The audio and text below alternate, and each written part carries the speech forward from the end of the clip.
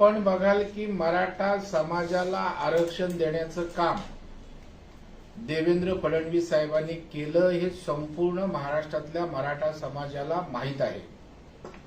केवळ आरक्षण देऊन थांबले नाहीत तर ते आरक्षण हायकोर्टात टिकलं, सुप्रीम कोर्टातही चॅलेंज होऊ शकलं नाही। दुर्दैवानं 2.5 वर्षानंतर आलेल्या सरकारचं दुर्लक्ष त्या ठिकाणी झालं। आपण बघाल की जरांगेंची टीका जर पाहिली तर आपण नारायण राणे साहेब जेव्हा समितीचे अध्यक्ष होते त्यांनी सकारात्मक रिपोर्ट दिला, भले ते टिकलं नसेल तरी प्रामाणिकपणे आरक्षण दिलं गेलं होतं। त्याच्यानंतर देवेंद्रजींनी दिलेलं ज्ञात आहे। एकनाथरावजी शिंदे साहेब आल्यानंतर त्यांच्या कुठल्याही प्रकारच्या कृतीवर संशय होऊ शकत नाही, कारण आपण बघाल जे पदोन्नतीचं पदभरतीचं जे होतं तो धाडसी निर्णय कोर्टाचा निर्णय असताना सुद्धा त्यांनी घेतलाय। त्याच्यामुळे राणे साहेब असतील, देवेंद्रजी असतील, शिंदे साहेब असतील, हे सगळे मराठा समाजाच्या आरक्षणाच्या बाजूला असतानाही टार्गेट देवेंद्रजींना केलं जातंय। याच्यामध्ये या ठिकाणी निश्चितच राजकीय वास येतो आणि मग बोलवता धणी कोण आहे का अशा प्रकारच्या शंकेला त्या ठिकाणी जागा त्या ठिकाणी उरते।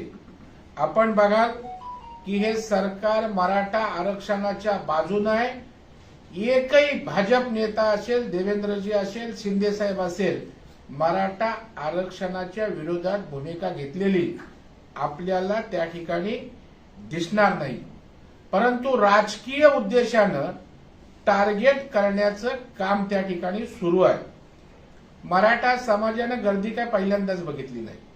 मराठा समाजामध्ये गर्दी ही त्यांना जे काही भोगावं लागतंय, सोसावं लागतंय, शिक्षणात असेल, नोकर भरतीत असेल, त्या भावनांची ही गर्दी आहे, अपेक्षांची गर्दी आहे।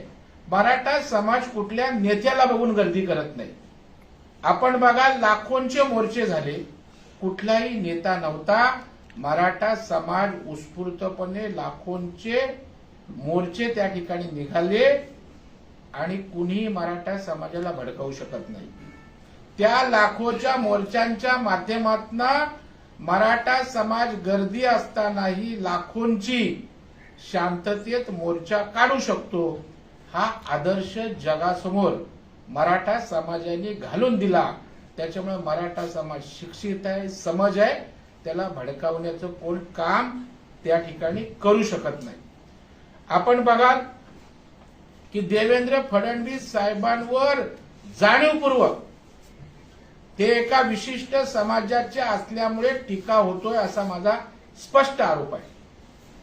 आता उपमुख्यमंत्री देवेंद्र फडणवीस साहेब आणि गुणरत्न सदावर्ते यांचा काहीही संबंध नाही हे जगाला त्या ठिकाणी ठाऊक आहे, परंतु शरद पवार गटाकडून सातत्यानं अशा प्रकारचा प्रचार केला जातो आणि तीच भाषा जर जरांगेंच्या तोंडून येत असेल तर त्या ठिकाणी ते कुणाच्या तरी सांगण्यावरनं बोलत आहेत हे त्या ठिकाणी शंका येते। आणि मग जर कुणाच्या राजकीय बंदुकीला त्यांनी आपला खांदा वापरायला देऊ नये अशा प्रकारची आमची माफक अपेक्षा या ठिकाणी आहे। आणि त्याच्यामुळे या सरकारची सकारात्मक भूमिका आहे। एकनाथरावजी असतील, देवेंद्रजी असतील, अजितदादा असतील, हेही या मराठा आरक्षणाच्या बाजूला आहेत, परंतु केवळ हे सरकार आरक्षण विरोधी आहे, हे सरकार निर्दयी आहे, हे सरकार काही करत नाही अशा प्रकारचा राजकीय अजेंडा सेट करण्याचा वास जेव्हा येतो त्यावेळेला याच्या मागे कोण बोलवता धनी आहे का हेही त्या ठिकाणी पाहायला लागेल। आणि म्हणून मराठा समाजाने एक व्हावं, एक राहावं ही सगळ्यांचीच भूमिका आहे।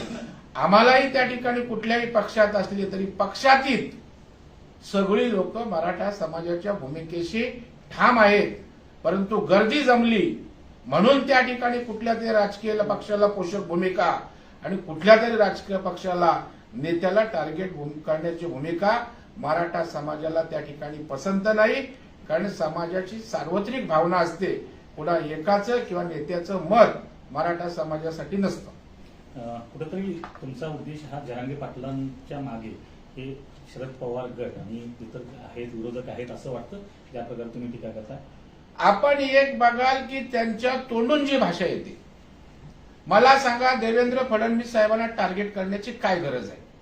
माझं तर जाहीर आव्हान आहे कोणालाही खुल्या व्यासपीठावर येऊन देवेंद्र फडणवीस साहेबांनी कसा विरोध मराठा समाजाला केला किंवा सकारात्मक बाजू घेतली नाही. जे केलं ते प्रामाणिकपणे केलं. मराठा समाजाला आरक्षण दिलं, टिकवलं, सुप्रीम कोर्टात जातीनं लक्ष घातलं.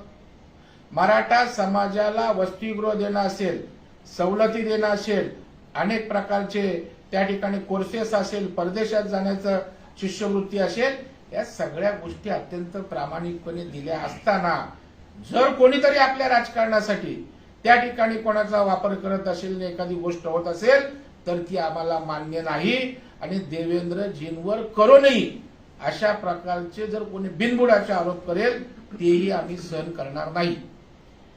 दुसरीकडे पाहायला गेलं छगन भुजबळ यांची एक क्लिप व्हायरल होती आणि त्या क्लिपमध्ये असं समोर दिसते की 7 कोटी या सभेसाठी खर्च आला. तो आलाय कुठून? नाही, मला वाटतं प्रत्येक आंदोलन, प्रत्येक मोर्चे, सभा, संमेलन हे त्या ठिकाणी होत असताना या गोष्टी आवश्यक असतात, ते कोणतरी करत असतं आणि त्याच्यामुळे मी त्या वादात त्या ठिकाणी जाऊ इच्छित नाही. परंतु आंदोलनाच्या माध्यमातून कुणाला तरी टार्गेट करणं हे योग्य नाही. मग देवेंद्र फडणवीस साहेब असो, भुजबळ साहेब असो, आंदोलनामध्ये आपल्या प्रश्नाला महत्व असतं, आपल्या विषयाला महत्व असतं आणि विषयावरचा, प्रश्नावरचा फोकस बाजूला करून जेव्हा त्याच्यामध्ये राजकीय वास येतो त्यावेळेला त्या ठिकाणी निश्चितपणे शंका घ्यायला जागा त्या ठिकाणी उरते. कुठून छगन भुजबळ यांनी मराठा आरक्षणाच्या विरोधात मी कायद्यापर्यंत मांडत आलेले आहे, त्यामुळे मराठा मनोज जरांगे पाटील यांनी देखील छगन भुजबळ यांना टार्गेट केलेलं दिसून येतं. त्याविषयी काय सांगा? नाही, मला वाटतंय देखा मराठा समाज यांनी सातत्यानं सामाजिक सलोखा त्या ठिकाणी राखण्याचं काम केलं. समाजामध्ये भांडणं मराठा समाजाला नको नव्हे, ती महाराष्ट्राची संस्कृती परंपरा नाही. त्याच्यामुळे ओबीसींच्या ठिकाणी सुखी राहावे, इतर समाज घटकांची आरक्षण त्यांची अबाधित राहावी आणि त्यांच्या कुठल्याही आरक्षणाला धक्का न लावता मराठा समाजाला आरक्षण मिळावं अशी प्रगल्भ भूमिका त्या ठिकाणी मराठा समाजाची आहे. आणि त्याच्यामुळे जे न्यायिक आहे, जे आपल्याला मिळवायचं आहे त्याच्यासाठी लढा हवा. आपण बघाल आबा पाटील असतील, छावा संघटनेचे आमचे जावळे असतील, इतर परवा मराठा क्रांतिकी ठोक मोर्चाने आंदोलन केलं, त्यांनी भूमिका त्या ठिकाणी सांगितली, आम्हाला मराठा आरक्षण हवंय, परंतु कुठल्याही आरक्षणाला धक्का न लावता न्यायालयीन प्रक्रिया पूर्ण करून हवंय. कारण घाई गर्दीत दिलेलं आरक्षण त्याचं काय झालं हे महाराष्ट्राने आणि मराठा समाजाने पाहिलेलं आहे. मला वाटतं 2.5 वर्षाचा जो पिरियड उद्धव ठाकरेंचा होता तो काय माफीचा पिरियड होता का? 2.5 वर्षामध्ये उद्धव ठाकरेच्या सरकारनं, महाविकास आघाडी सरकारने काय केलं याचा जाब बरं आम्ही कोणीच विचारत नाही. पण त्यांना आम्ही त्या ठिकाणी बाय दिला होता का? त्यांना आम्ही मोकळीक दिली होती का? देवेंद्रजी सीएम असताना त्या ठिकाणी मोठी आंदोलनं झाली, त्यांनी हाताळली, न्याय दिला. पुन्हा या ठिकाणी एकनाथरावजी शिंदे साहेब, देवेंद्रजींचं सरकार आलं, अजितदादांचं, पुन्हा या ठिकाणी अशा प्रकारचं राजकारण होतंय. मला वाटतं हे समजून घेण्याची आवश्यकता आहे. आणि आजही मी पुन्हा खात्रीनं सांगतो, सरकारमधल्या पक्षांचा सुद्धा मराठा आरक्षणा पाठिंबा आहे, मराठा आरक्षण देण्याच्या बाजूने आहेत आणि किंबहुना आम्ही ते मिळवून देऊ अशी काल भूमिका होती, आज आहे आणि उद्या येईल. प्रवीणजी 10 दिवसांचा अल्टिमेटम सुद्धा जरांगेंनी दिले, आपल्याला काय नाही, मला वाटतं त्यांनी त्यांच्या आंदोलनाची भूमिका आहे, जे काही करायचं, जो काही शब्द त्या ठिकाणी दिला होता त्या शब्दावर प्रामाणिकपणे सरकार काम करतंय. सरकारने त्या ठिकाणी दाखले तपासण्यासाठी शासकीय यंत्रणा हलवली, त्या ठिकाणी सरकारने शिंदे समिती नेमले, ज्याने दौरा त्या ठिकाणी मराठवाड्याचा जाऊन केलेला आहे. त्या ठिकाणी क्युरेटिव्ह पिटिशन सुद्धा दाखल करण्यासंदर्भात स्वतः एकनाथरावजी शिंदे साहेब देवेंद्रजी दिल्लीला जाऊन प्रामाणिक प्रयत्न करतायत. मला वाटतं मार्ग सांगितला पाहिजे, होतंय त्याच्यात काय कमी आहे हे दाखवलं पाहिजे. केवळ राजकारणासाठी शिंदे साहेब, फडणवीस साहेब, अजितदादा सरकार किंवा कोणाला टार्गेट करायचं असेल तर ते योग्य नाही. सर दुसरीकडे पाहायला गेलं तर क्युरी पिटिशन जे आहे ते आता सुप्रीम कोर्टानं काल मान्य केलेलं आहे.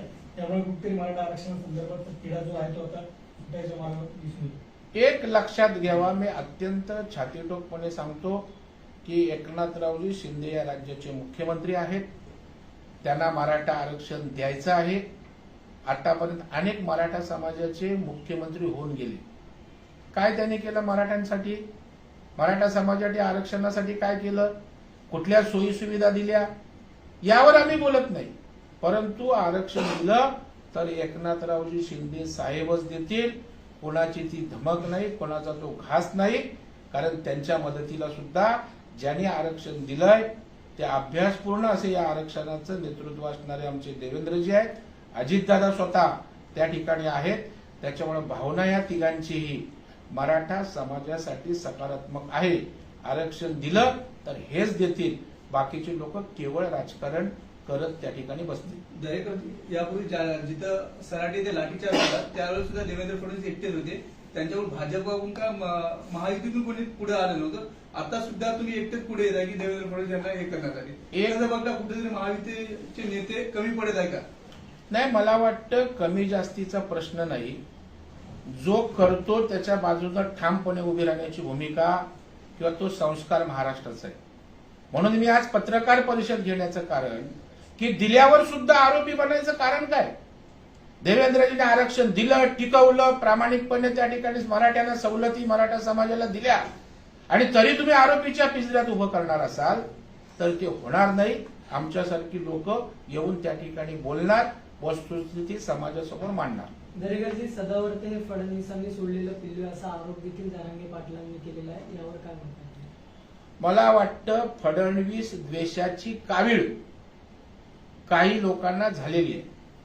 म्हणून मी म्हणालो ना की कुणाच्या तरी राजकीय बंदुकीला, निशाण्याला त्या ठिकाणी आपला खांदा वापरू देऊ नये याची दक्षता आमच्या मराठा समाजातल्या नेत्यांनी घ्यायला पाहिजे.